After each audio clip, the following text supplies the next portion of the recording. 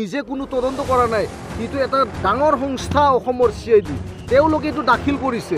এইটো আমি আমাৰ মুখে কোৱা নাই, এইটো CID ৰিপৰ্টে কৈছে। আপোনালোকে চাওক, মই দেখাই দিম।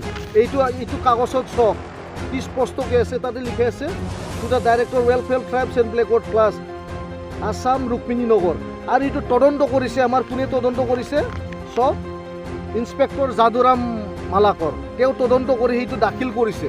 তাতে স্পষ্ট পেজ বাই পেজ, শব্দ বাই শব্দ তাতে লিখা আছে যে তেওঁ এজন বড়ো কাষ্টৰ মানুহেই নহয়।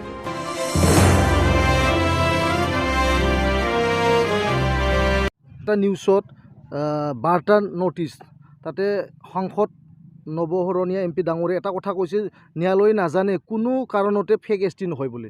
এইটো কথাত মই ক'ব বিচাৰিছোঁ, ন্যায়ালয়ে নাজানে এইটো ডাঙৰ কথা নহয়, কিন্তু তদন্তত কি পাইছে এইটোহে কোৰ্টত দাখিল কৰিব। দাখিল কৰাৰ পিছত আমাৰ যিটো ষ্টেট লেভেল স্ক্ৰুটিনি কমিটি আছে, তেওঁলোকে 2 মাহৰ ভিতৰত তেওঁলোকে শেষ কৰিব যে তেওঁ বড়ো কছাৰী নহয়।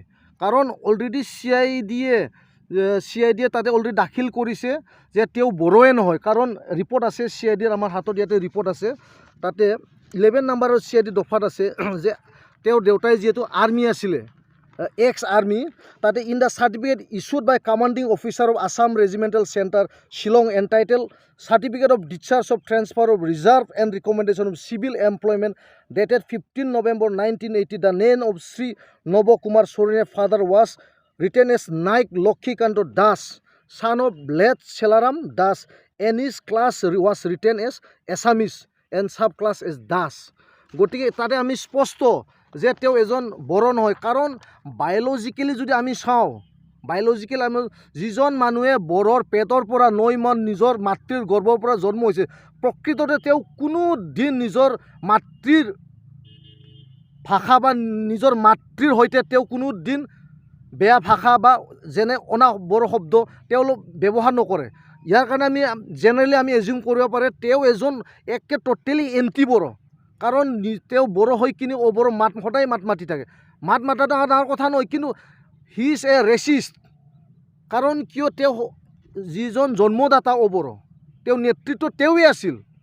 এতিয়া আহি আমি যদিও এইটো লেট নহয়, 2019 আমাৰ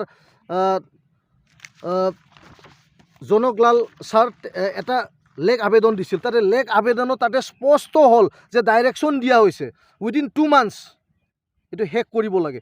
এতিয়া আহি আমাৰ এটা ভাল খবৰটো সেইটো, কালি যিটো তাচ্ছিল্য এটা মন্তব্য দিলে যে তেওঁ আমি বোলে তদন্ত কৰিব পৰা নাই, যে তেওঁ অলৰেডি কেছত হাইকোৰ্ট জিতি আহিল, নানানটা তেওঁ এটা তাচ্ছিল্য মন্তব্য দিছে।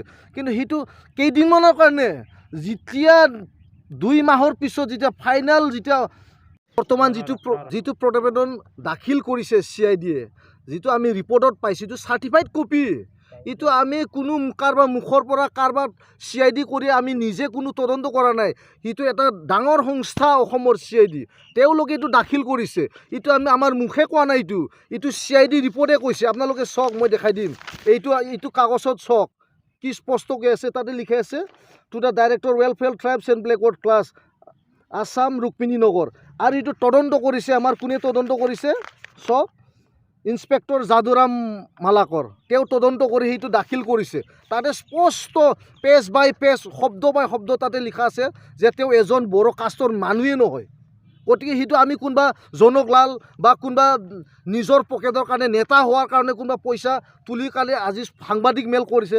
তেওঁ কালি এটা তাচ্ছিল্য কথা কৈছে যে কাৰোবাৰ নেতা হোৱাৰ কাৰণে যে 1 টকা 2 টকা তুলি কেনে কিবা এটা নিজৰ কি ডাঙৰ বনাই কেনে সেইখিনিতো কথাটো নিউজৰ মাজত আহিছে, তেওঁ এটা কৈছে। কিন্তু সেইটো নিউজ এইটো কোৱা নাই, এইটো ৰিপৰ্টে কোৱা নাই। ৰিপৰ্টে স্পষ্ট যে নৱ কুমাৰ চৰণীয়া প্ৰকৃত কোন হয়। তেওঁ হয় MOBC, OBC, তেওঁৰ চাৰ্টিফিকেটটো একচুৱেলি হ'ব লাগিছিল OBC মানুহ। এণ্টায়াৰ ফেক্ট অফ যিটো আমাৰ দিছে ইয়াতে CIDয়ে ৰিপৰ্ট দিছে, তেওঁ OBC মানুহ হয়, কোনো ST মানুহ নহয়।